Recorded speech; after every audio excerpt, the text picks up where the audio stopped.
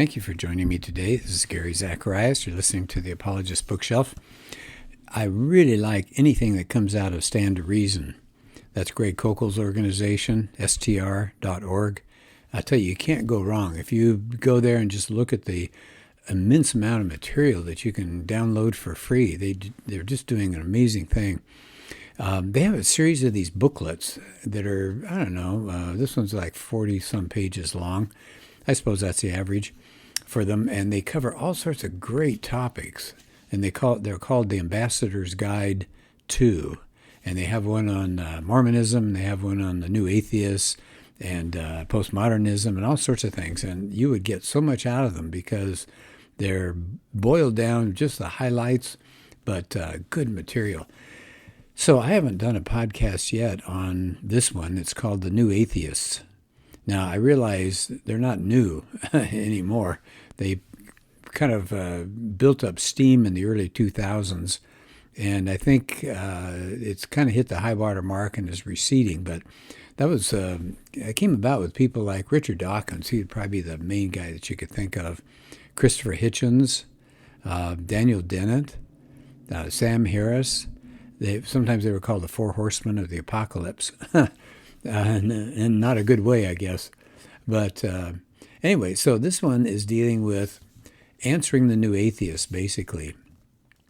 And they said, they've said, I'm talking about the new atheists, they've said things that not only is it stupid to believe in religion, it's just irrational, but they've gone beyond that. They've said that religious people themselves are dangerous. And so as this booklet opens up, the author is Greg Koukl, and he's the head of Stand to Reason. He mentions Richard Dawkins compares the evils of religion to smallpox. He says, but it's harder to eradicate. He even equates religious faith with mental illness. Wow. Sam Harris, I mentioned him before. He wrote a book called The End of Faith. He said religion is so bad it should be eliminated, like slavery. Christopher Hitchens, notice he's got a book out, Koukl points out, that says, God is not great, how religion poisons everything. And so Koukl says, let's take a look at their arguments, though. They're certainly good at being bomb throwers and radicals that get people's attention. I don't mean literal bomb throwers, but they get people's attention. They're loud, and they make pretty strong, bold claims. But Koukl, and this is why I love so much about Greg Koukl and his organization, they're not sensationalistic, they're not fear-mongering, they're not emotionally off the charts. They said, as Koukl says, let's take a look at their arguments. He says there's really nothing new about the new atheism. He said, well, maybe they're belligerents. Yeah, and I think that's true. He said there's nothing that's happened in science or history or philosophy that's overturned theism, or Christianity in particular.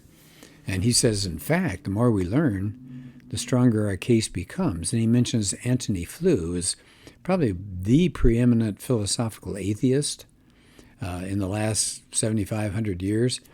And everybody who was an atheist that wanted to bolster their arguments, they would go to Flew and see what he did. He did an about-face himself. He embraced theism. Why? He thought there was enough evidence, scientific evidence, for a designer. But Koukl points out the assault has continued. Said the new atheists don't argue for atheism, they attack religion. And he said they're good at it. I think that's so interesting because, let me pause here for a minute. I bet you would really enjoy I think it's still around, it was a DVD put out. It was a debate between Frank Turek and Hitchens, Christopher Hitchens. And it was the issue of, is there a God? And you will be just amazed to see this debate, if you can watch it, if you can get a hold of it somewhere. Because what we have, you would think, would be the atheist using scientific reasoning versus the Christian who is just all emotions. That isn't how it ended up. In fact, it's just the exact opposite. Turek ran through many good arguments for at least the strong possibility that God exists, and Hitchens poo-pooed it and made jokes and basically just said, I hate the idea of God. So the emotion was on the atheist side. Well, anyway, and I think Koukl's exactly right. The new atheists don't argue for atheism. They just want to complain about religion. So he said, I'm back to Koukl here, he said, there are all sorts of allegations. But he said, you can find most of the objections to Christianity are in three different categories. What are these three? They argue, the new atheists say reason is on their side, science is on their side, and morality is on their side. So that's the basis of this book. He's going to take on these three issues. So I think today all I'm going to do is the first chapter, which takes on the idea that reason is on the side of the atheist. So he said, we really need to think about, as he starts in on this challenge to the idea of reason, he said, we ought to take a second and examine how real thinking works. He said, the primary tool of reason, if you're going to reason, you have to argue. He said, think of it like a simple house. It's a roof with walls. The roof is the conclusion. The walls are the supporting ideas. If the walls are solid, then the conclusion is pretty secure, right? It rests on that structure. But if the walls collapse, what happens to the roof? Kaboom, it comes down, and you've defeated the argument. So what do you have to do if you're going to be a critical thinker? I think Koukl is exactly spot on here. You have to first weed out distracting or irrelevant details, right? You need to see what it is the person is saying. So he said, how do you do that? How do you weed out distracting or irrelevant details? First step, ask yourself, what's the claim? He said, sometimes we charge ahead without even knowing what the target is. So we have to isolate the claim. So he said, write it down if you need to. And in this case, when we're talking about the new atheists, what's their claim? God does not exist. Okay? Second task. So now you know what it is they're trying to say. Now we ask, so what are the reasons that are given to support that claim? After all, the person that's making the point is trying to persuade you. And how is that person doing that? Well, it said you got to pay attention to some of the appeals and some of the support. So third question is, which of the appeals or which of the support is irrelevant? He calls that the weeding step. Get it out of the way. He says, in fact, the vast majority of, quote, evidence to refute Christianity or theists is nothing more than trash talk. Why? Well, it works pretty well, right? It intimidates, it puts you down, it tries to subdue you. He said these atheists have great rhetorical power and they sound persuasive.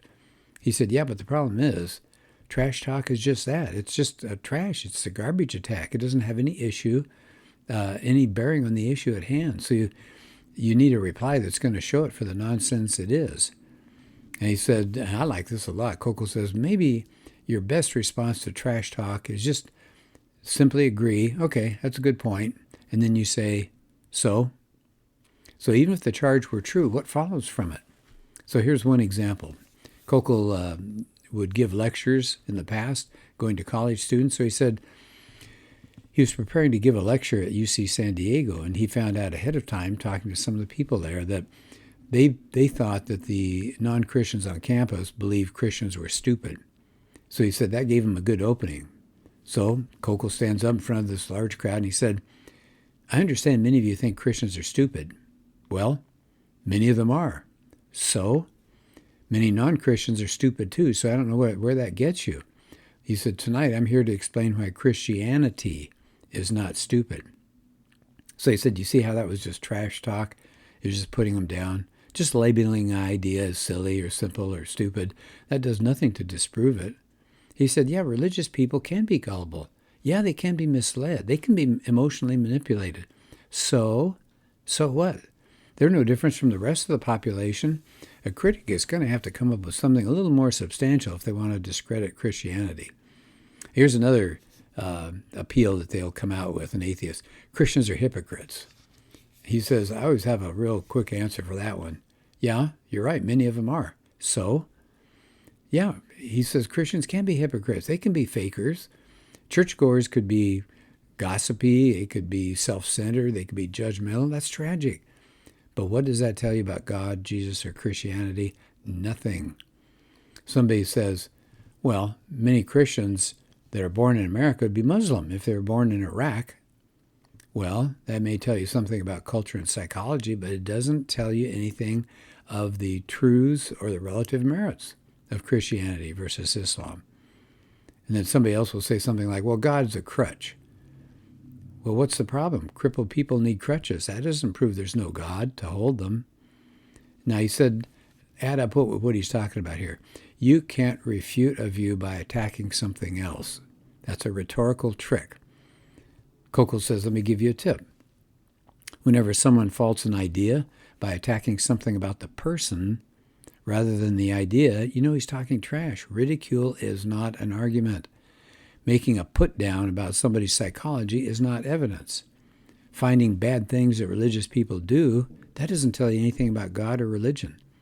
I mean, after all, the atheist question is a pretty simple one. Does God exist?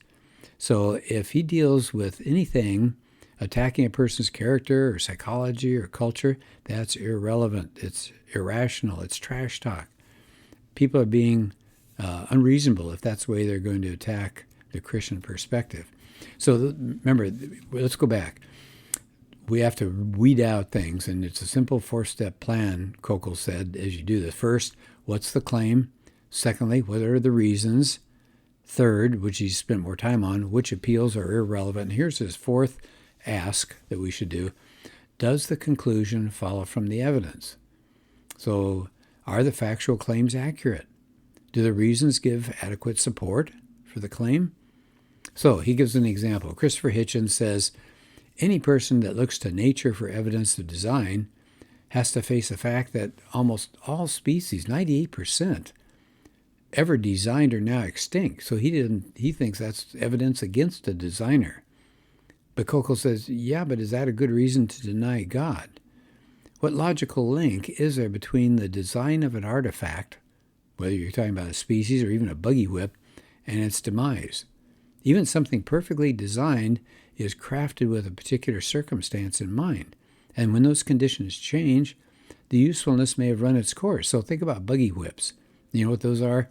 Those are where people that rode in coaches would snap this whip out and make sure the whatever animal you had, probably a horse, would keep moving. Those are called buggy whips. And he said when carriages, those wheeled vehicles, gave way to cars, you don't need a buggy whip. When wetlands dry up, frogs fade into oblivion. So extinction may tell you something about circumstances, but Koukl says it tells you nothing about design. Yeah, I think that's a good point. So what Koukl wants to do at this point, and we'll see how much time we've got. We may be able to pull this off. He says, let's take a look at Richard Dawkins. He's got a book called The God Delusion.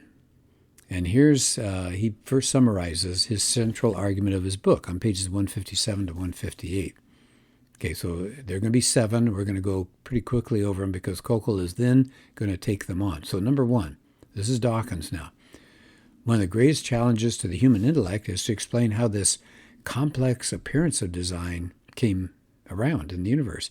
Number 2, it's going to be tempting to attribute the appearance of design to actual design. But again, this is Dawkins says, it's a false temptation because you've got a new question now. If you have a designer, you got the problem of who designed the designer. And he says the most ingenious and powerful explanation of Darwinian evolution is natural selection. The appearance of design is an illusion. We don't have an equivalent naturalistic explanation for the design features of physics. We shouldn't give up the hope of a better explanation arising in physics, something as powerful as Darwinism is for biology. Therefore, right, this is still Dawkins, therefore God almost certainly does not exist. So Koukl says, let's take those 7. And I realize I've gone over them kind of quickly. It may be hard for you to keep them in mind, but Koukl says, let's do some weeding. His first point was, a challenge to the human intellect has been to try to explain the appearance of design. He said, well, that's just an observation. It has maybe literary value, but it's not part of the argument, so toss it. How about number 2? Dawkins had said that there's a rational tendency to infer actual design from the appearance. So he offers number 3 to rebut that now you got to worry about who designed the designer. He said, notice that neither of these moves Dawkins closer to his conclusion. He's just trying to anticipate an objection and get rid of it. So he said, how about number 4? Number 4 was, Darwin's evolution by natural selection makes up for what people might think is design. He said, it's a mini argument on its own. He said this appearance is an illusion. It's not evidence for God. He said, I'll let it stand for a minute. Let's go to number 5. He says, we don't have an equivalent naturalistic explanation for the design features of physics. Well, as Koukl says, that's an admission there's a problem. Dawkins thinks Darwinism provides an explanation for the illusion of design in biology, but there's no such thing like that in the fine-tuned constants of physics. He admits the problem. Then he punts. And number 6 said we should not give up the hope of a better explanation in physics. Well, 6 is not evidence. It's an article of faith. It said they have nothing to do with the argument. You can throw those 2 out. So now, what's left? Okay, so he's boiling down Dawkins. So here comes Dawkins, the most formidable actual argument. Number 4, the most ingenious and powerful explanation for biological design is Darwinian evolution. By natural selection, it's just an appearance of design. That's an illusion. Number 7, therefore God does not exist. So look at that.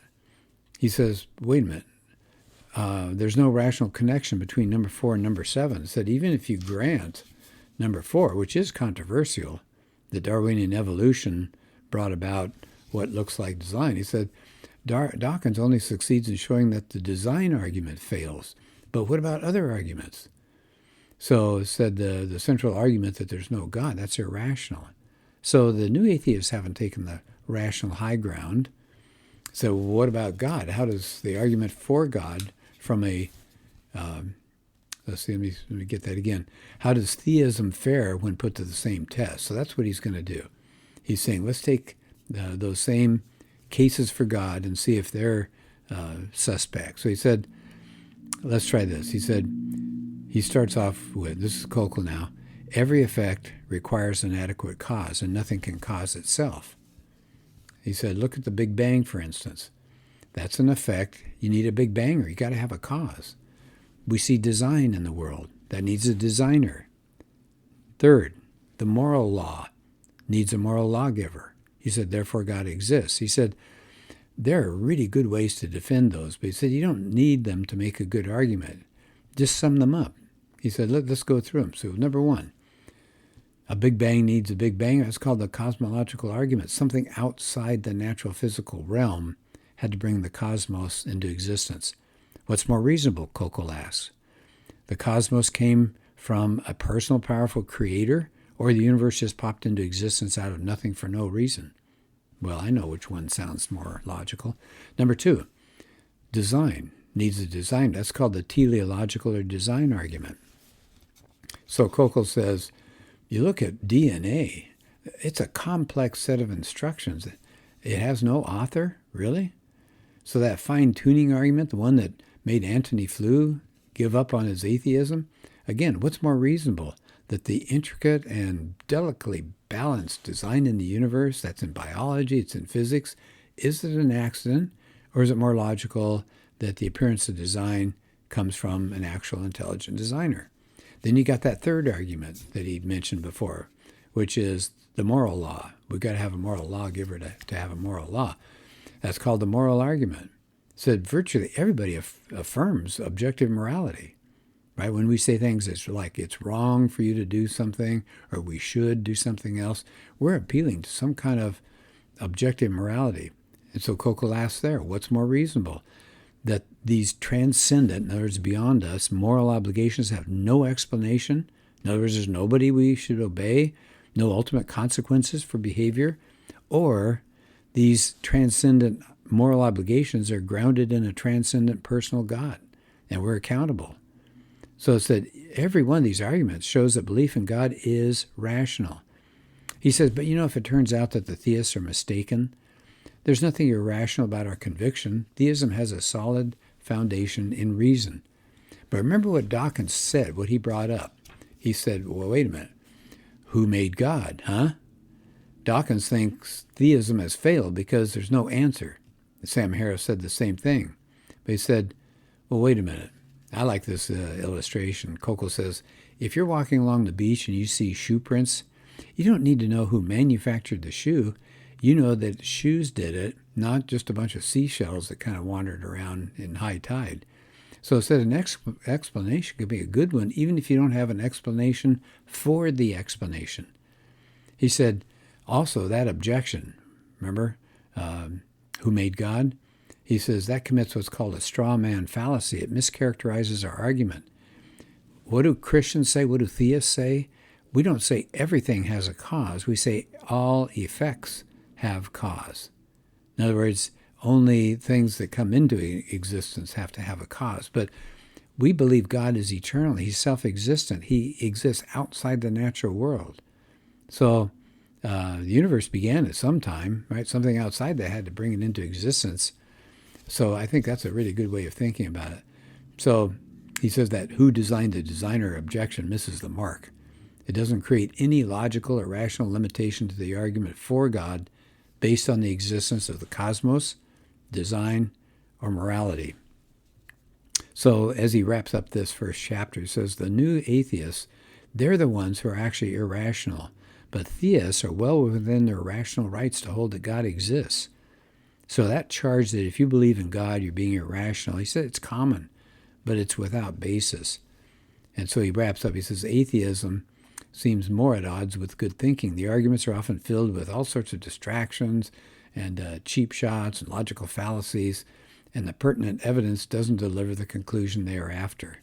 And so that's the end of his first chapter. He's going to take on the other, I'll get back to this book again, but I'll take on the other two objections that atheists have to theism, to God, that science is on their side and morality is on their side, and Koukl will show up why that's not the case. So I hope this gives you a good feel for the way Koukl argues. It's very simple, very powerful, and I love his organization. If you can support it, if you have the time, at least go to their website, str.org, O-R-G. It's terrific. Well, thanks for being part of this podcast today.